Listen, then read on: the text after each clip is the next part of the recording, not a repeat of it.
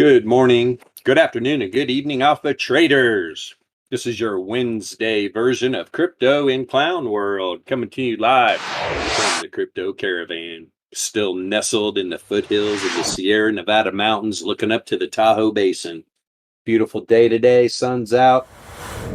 Dogs are worn out and sleeping. That's when they're my favorite dogs, when they're sleeping. What is the most volatile asset ever known to man doing today?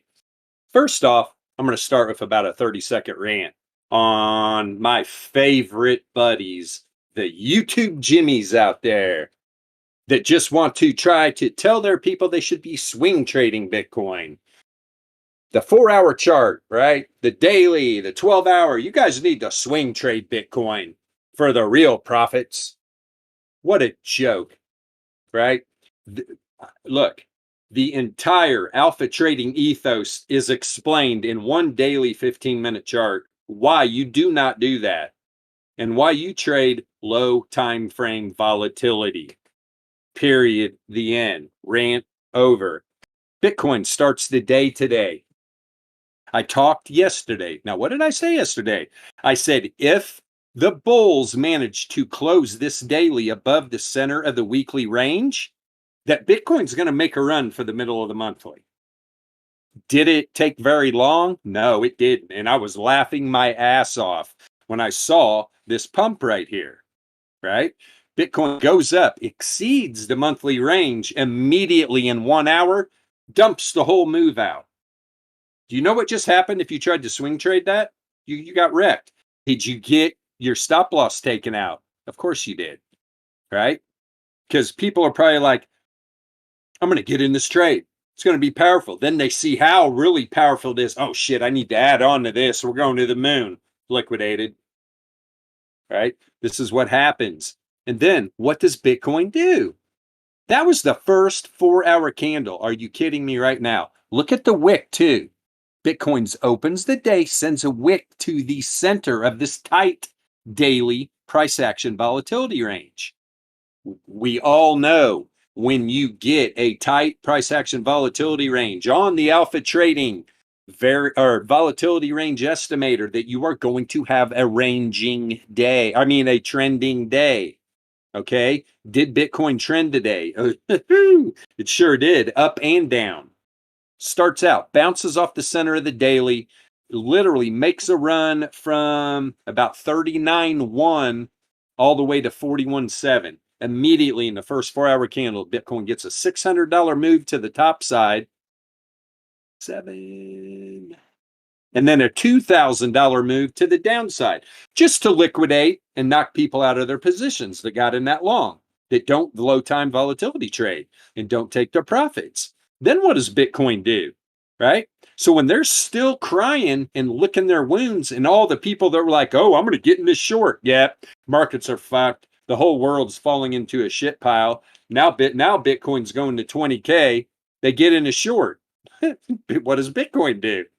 Bitcoin turns right around and goes right back up to the center of the monthly range. Literally got a wick up to the weekly R1. Then rejects. Where does Bitcoin go to? Bitcoin goes down and tests the top side of the 68.3 Laplace distribution range on yesterday's daily candle. Finds support there, runs up above the center of the monthly. And then right before the end of the day, Bitcoin runs up and closes right at the center of the monthly range. Now, before anybody got on this stream, I told MJ, I'm looking for Bitcoin to come down here and test this daily range, right in this area somewhere. And if Bitcoin finds support there and bounces and starts to make its way up past the 68.3 Laplace distribution range, it's probably going to do a what? It's probably going to do a 1SD move. We're going to see Bitcoin up around probably 43. Could even possibly make a run to the Laplace 95.4, 44K. Why do I say that? I say that because Bitcoin just closed the daily candle above the first standard deviation normal distribution on that weekly candle, 40,785. Okay. And I think I talked about Monday, if Bitcoin can close a daily candle above that 1SD, close a daily candle back up in this 68.3 Laplace distribution range on the projection from the 41K low, that Bitcoin this week is probably going to make a run at the second standard deviation on this weekly candle. Where is that? It's at 44,287. 44,287. The 95.4 Laplace today's at 44.1. Here's the thing, though, and I even talked about this Monday. That blue dot, that second standard deviation normal distribution on this weekly candle is right on top of the mean of the projection from the 41K low. There's only a 4.6% chance on this weekly candle BTC closes above that projection. Now, if BTC can make its way up the rest of this week and close up here right around 44K, that's going to be a lot of steam for next week's candle to bust back upside here and close next week's candle above that mean. And if that happens, you're going to see Bitcoin back up here around $60,000. I'm just saying it right now. Mark my words. If that scenario plays out like that, that's exactly what's going to happen. So keep an eye on it. But at the same time, we know how Bitcoin does it. Guys, look at these wicks and look at how the weekly candles ended. Why?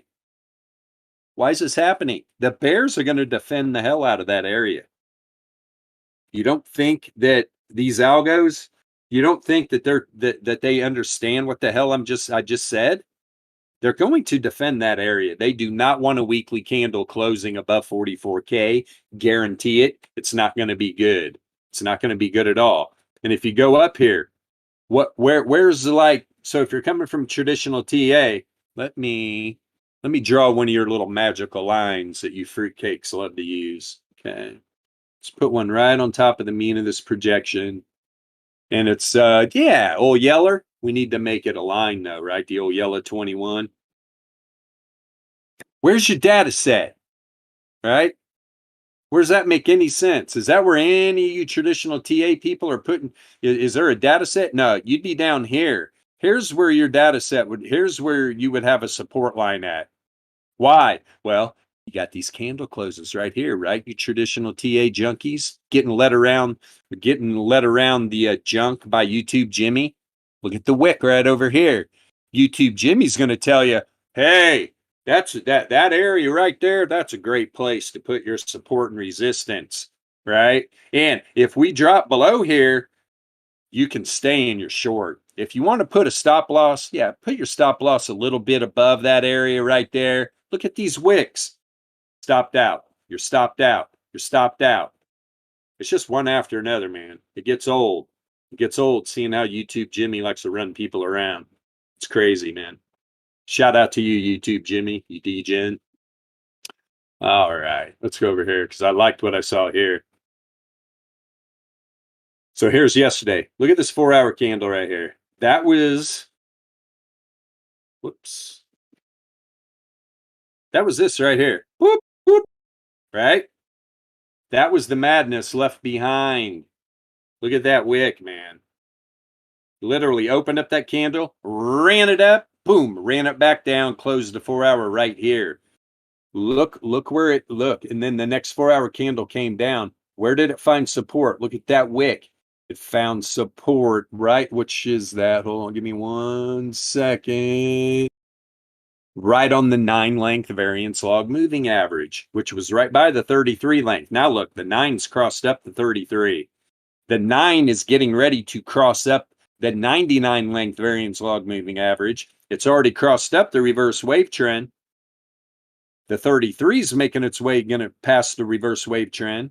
Both of them are going to make a run at the Fisher, right? And the wave trend's going to try to cross up the reverse Fisher. And that is a reverse wave trend for all you new people coming from a traditional TA. These are powerful crosses. When you're talking about log return moving averages and a reverse wave trend and a reverse Fisher, that's good stuff. When at Alpha Trading, we could give a shit less about your little golden crosses, your little death crosses, your little goofy YouTube Jimmy crosses, man. We don't care about them. Stupid. Look at this 4-hour candle, though. So people, after all this, after all their little swing trade and they got wrecked, they're still licking their wounds. They're like, oh, it was just a fake out. Now we can get in our long. Wrecked again. This is why you do not swing trade Bitcoin. They got, how many times yesterday did these guys, they always got to be in a trade. They're just trying to get into that swing trade where they can show everybody that, look how much I made. Yeah, I was 80x leverage, man. I made a bunch of money. It's great. Those guys do long term, they're not making money. Wake up if you're watching this for the first time. It's the internet. They're lying to you. They're getting wrecked. Tell them you want to see their P&L. All right. Tell them you want to see that. Tell them you want to see their edge, what's making them a great trader. They won't show you either one of them, man, because it's all bull crap. Here is the Gaussian mean of the deviation bands. That Gaussian mean right now is at 40,682. So 40,682. Literally right in between the top side and the middle of the daily price action volatility range. What is that? 40.3, 40.8. Oh, I do recall MJ. I said that we already talked, and me and MJ already talked. I told him where I thought the new daily was going to be at, and I was only a few bucks off. And the width, I was only about 50 bucks off. Good stuff. Trust me. They don't like people talking about this stuff. They're running a scam. All you retail traders out there, you are their liquidity. They do not trade. They're lying to you. Know it. So Bitcoin going to come down and test this daily range somewhere in here. The first standard deviation, normal distribution on this first hour candle, our first 4-hour candle. This is the range right here. That skinny blue line's the top. That's the 1SD to the bottom, 40.7. That is literally right around the Gaussian mean. So there's a lot of support there. A lot of support. Wouldn't be a bit surprised to see a wick down to this Gaussian mean and suck up from there. If these bulls are going to take charge. Let's see here. Let me go. There's the VRE. This is why this is an important area. The middle of this monthly range.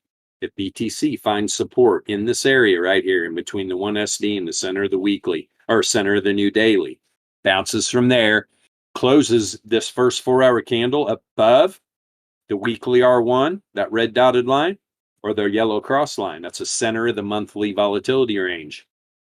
BTC immediately is going to make a run up here to like 42,182. It's 42,174 to be exact. BTC is going to make a run up to there. Okay. And then we're going to have to see. This is the last line of defense right here. The bears are going to defend this with everything they got. They do not want Bitcoin to close even a 4-hour candle above here. This is why, look, they pushed down hard when it even started to get close. This, though, not getting a big rejection like over here or over here, that's a good sign. That's a good sign. They're like, hey, man, should we switch sides? Hell, we all want to make money. Let's just send Bitcoin to 100K. Fuck it. Sometimes it just boggles my mind, and I wonder what's really going on. Why is the market being suppressed? They're afraid. They're afraid of crypto, right? So they're going to lie to everybody. We're going to ban Bitcoin in the European Union. You can't ban Bitcoin, you bunch of moron politicians. You might be able to go to the exchanges because you got them scared to death of your ass, right? And tell them they're not allowed to sell Bitcoin anymore. People will find Bitcoin. So they're going to lie to all the new people that want to invest in crypto and tell them, oh, it's banned. No, it's not. You can't ban cryptocurrency. That's what's so funny. But they take advantage of new people that don't understand what cryptocurrency is to begin with.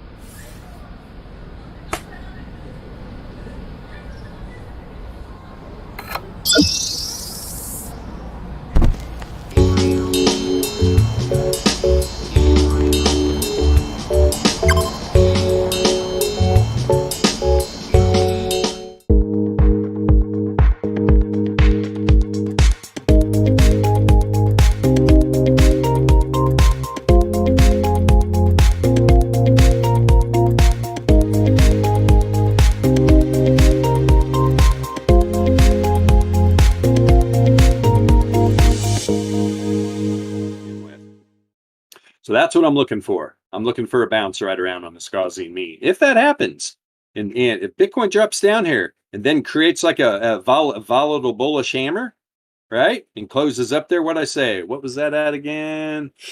Go back to the VRE. Yeah, 42,175. Wow, that'd be a little higher. We're talking up here. I'll tell you what, if we get a wick down here and you see BTC close up here, if a big, big bullish hammer, man, this thing could explode. This thing really could explode. So let's go. Let's check it out. Got the 4-hour trading chart up here. Sayron asked a good question in the chat.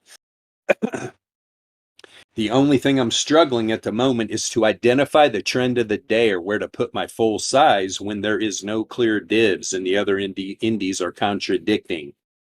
And he's like, I mean, like when the 4-hour, the 90-minute, and the 45 is not very clear, I usually tend to use a third of my account to trade. And I'm going to tell you right now, Sayron is a poker player. That right there, he answered his own question. And I guarantee you, if he wasn't a poker player, he wouldn't even put that question. This is why some of the best traders that come over and do this stuff are poker players, because they understand about proper sizing, right? They risk management. Risk management. They understand how to use their account, right? So if you're like, everybody knows how I do my workflow. I start the daily on a 4-hour. I go to a 90-minute, a 45-minute. I'm trying to get a bias of a direction. So when I'm trading the 15 and 5-minute charts, I know where to use the full power of my account. If I've got 3 Bitcoins in account and the bias I'm reading on the 45, 90, and 4-hour is that Bitcoin is predominantly going to be moving to the top side, I'm going to allocate 100% of my account to the long scalps. Now, I'm not saying there's not going to be counter trades in there against the bias I have. But when I'm counter trading, I'm using a third, even a quarter of my account. And so Sayron, being a poker player, he immediately said, the charts on the 4-hour, the 90, and the 45 was not very clear. So I usually tend to use a third of my account to trade, right? And what I said before we started this stream, I was like, that's great. That that's coming from a poker player, because I told him, I was like, if you go into a poker room you have never been to before, you got to get a read on the room. You're not going to sit down and just start fucking playing your game. Right? You're going to be very cautious. You need to see how people play, right? And that's coming from a poker player. That's why poker players are great traders, because they understand risk management. They understand how to use sizing correctly. It's a great thing, man. It's a great thing. Both very stressful life. Trading low time frame volatility and sitting in the poker room, highly stressful. Highly stressful. So what am I seeing right now in the 4-hour? I can tell you right now, there's some hidden bull divergence on the return oscillator setting up. I can tell you right now that there was, especially with these 4-hour power moves right here, there was not an outlier on the log return Z-score. There was not an outlier that got up into the higher confidence intervals. Not only was there not an outlier, but it bounced off the 90% confidence interval. There's no bear divergence. I mean, you can see right here, there was a little bit. See the higher in the returns oscillator? That was barely a lower high right there. Shot the returns down. That was what that wick was from right there, guys. That was that bear div. Boom. Right? Because what is divergence? The divergence between returns and price action is showing you the imbalance in the buy and sell pressure. The returns will make the move first and price action follows. When you see divergence between those returns and that price action, it is literally a red siren in your face saying the return on your investment is diminishing. Get the hell out of your trade. Take your profit. Whoa, Bilbo, yeah, that sounds all easy. Where do I take my profit? You take your profit at volatility range levels, at distribution levels. Like right here, If I was in that move, where am I taking my profit? I'm taking my profit at the 1SD. Did I miss a little bit of the top of that trade? Yeah, but my limit order is literally sitting there, right? Because that's how I get out of trade. Limit orders. Very rarely do I have to mark it out because the volatility will dictate to me, this is a powerful move. I'm going to look for the distribution level. I'm probably going to front run it by 50 bucks and take profit right in here somewhere. That's $1,000 move.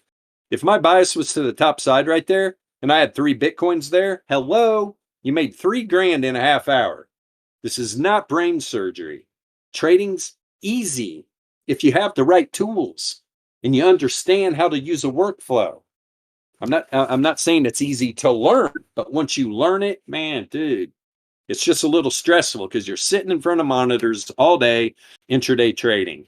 It's not the funnest life, but it's very, very profitable. If you let it, you got to let yourself be profitable. The only way to let yourself be profitable is to not be emotionally attached to your positions.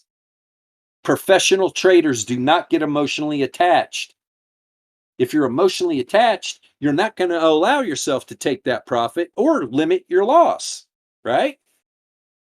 I mean, it's just simple. When I explain that to people that they're having trouble trading, bingo, I mean, like a light bulb goes off in my head. Well, holy shit. You make it sound simple. I'm like, because it is. You're complicating it. Trading's not complicated. YouTube Jimmy is going to have you so jacked that you're going to think that trading is so hard because you're losing all the time. Because you're listening to YouTube Jimmy. If we were playing the YouTube Jimmy drinking game today, everybody would already be drunk. Love it. Now, if that wick right there on that 15-minute candle, that would be a daily range tested. I just know how Bitcoin is, though. I know how Bitcoin is. And I do think being under the monthly range here that these bears are going to try to push this down. The bulls will be waiting down here about 40.6 area, I would imagine, if not the first standard deviation. So 40.7, which I already showed, right? 40.7. It's right here. It's right at the Gaussian mean. Usually on a move like this, you're going to come down and test this Gaussian mean. I mean, this wick, ran it all the way down through the reverse fissure, nailing the reverse wave trend. Why? These crosses are powerful, man. You're going to get some wicks down to test to see if the bulls mean business, right? Or you're going to get this. You're going to get a rollover, just like this again. Hopefully that's not going to be the case. The bulls at some point here are gonna stand up. I mean, what's going on, people? Let's get our shit together here. All right. So 4 hour.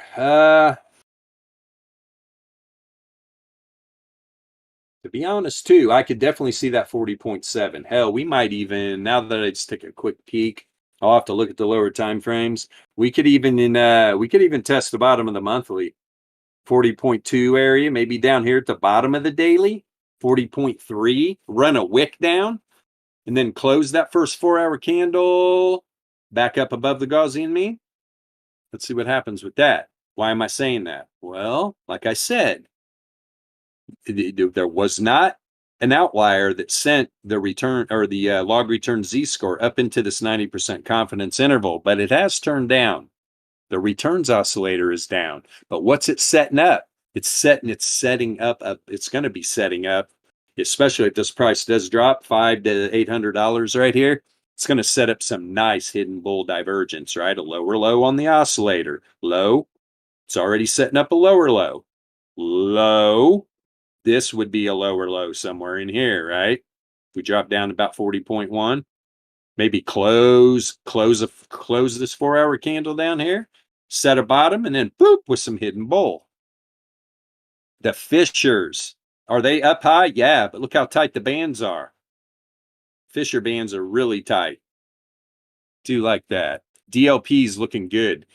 There's no bear div on the DLP, no bear div on the fissure. There's no bear div on the log return Z-score. There was a little bit of bear div on the returns oscillator that, in my opinion, played out big time with that big drop right there, about $1,000.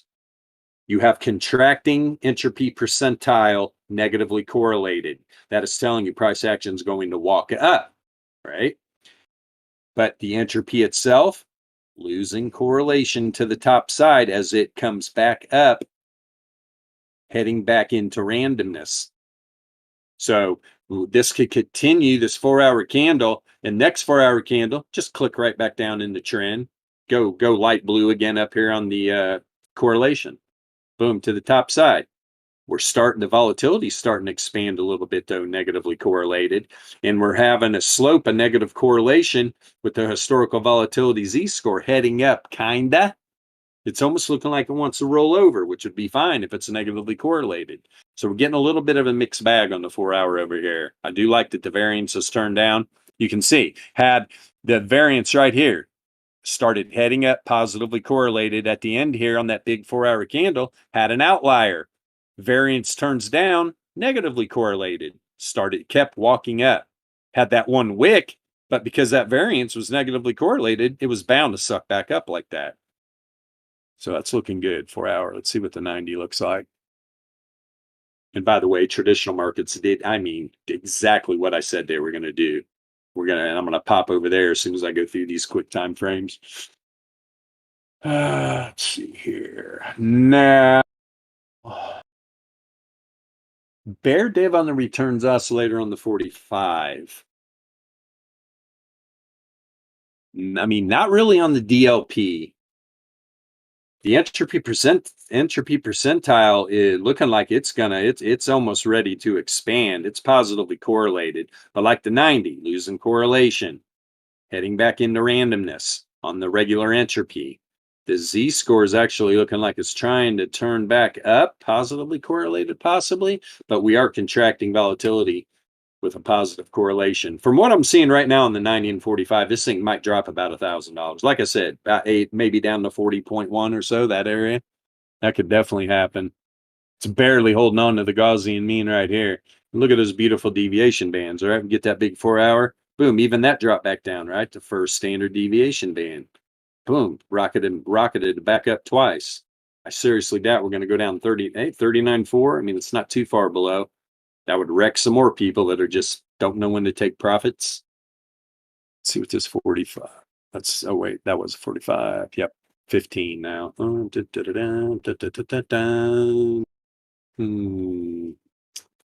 Looks like the 15 minutes trying to bounce. No dive. Jesus. No div. The div is hidden bowl, to be honest. Hidden bowl, right? From right here at this bottom to this bottom. There is some hidden bull, and it's looking like it's trying to find some support. So, hey, man, this could go either way short term here. Maybe we don't go down to 40.1 and the 45 and the 90 switches up. So right now, if I was trying to get bias on that 4-hour 90 and 45, let me go back to the 45 real quick because that's contracting positively correlated. Let's see here.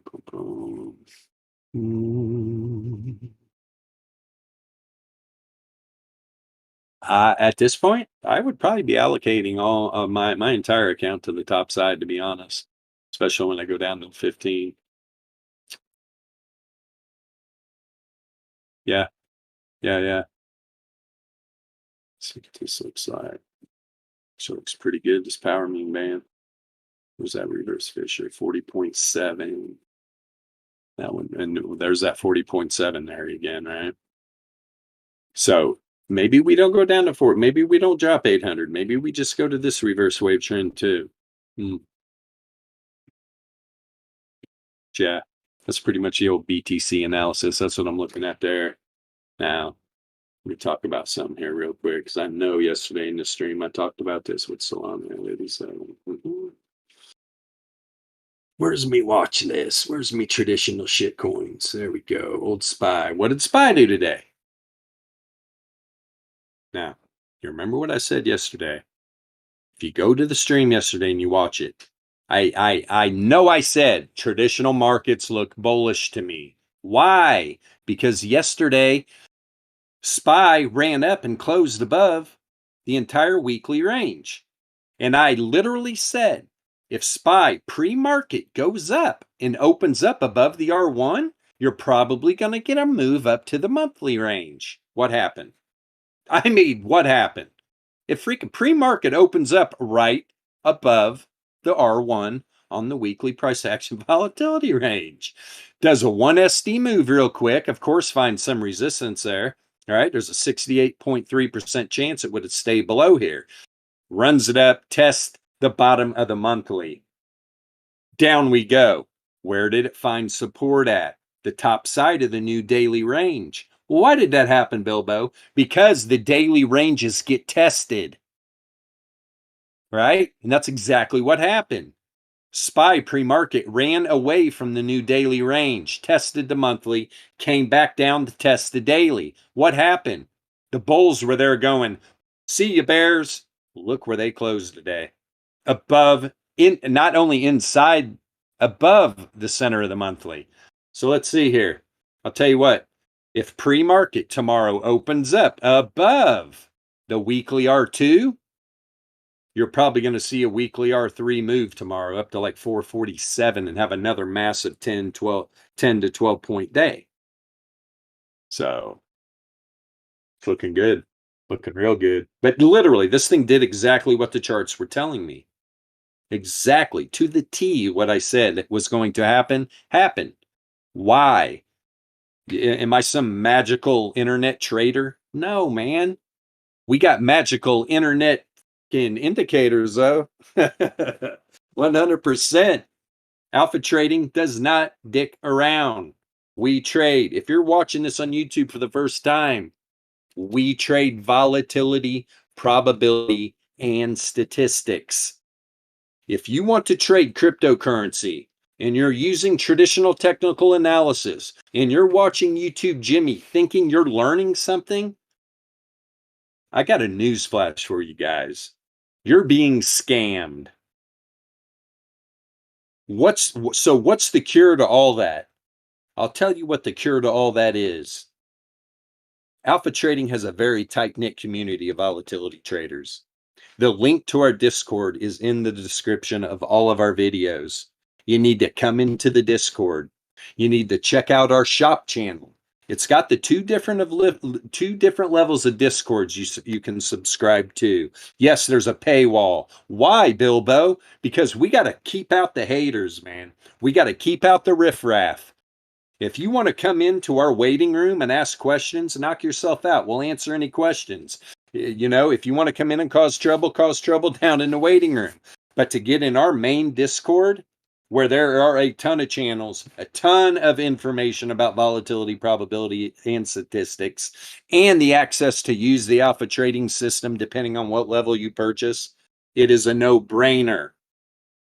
Open up a support ticket. Tell us what's on your mind. We're a friendly group of people. I know sometimes I come off a little harsh. I'm very nice. I love to help people. And so do the other 5 founding members and other volatility traders in this Discord. There are some very bright individuals in here. So do yourself a favor. Stop watching YouTube Jimmy.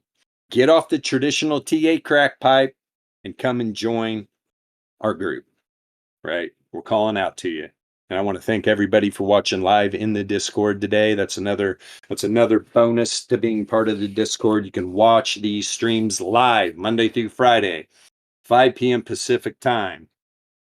And other than that, wherever you live at on this big, beautiful blue marble, have a wonderful rest of your morning, afternoon, or evening. We'll see you tomorrow, 5 p.m. Pacific Standard Time. See you guys.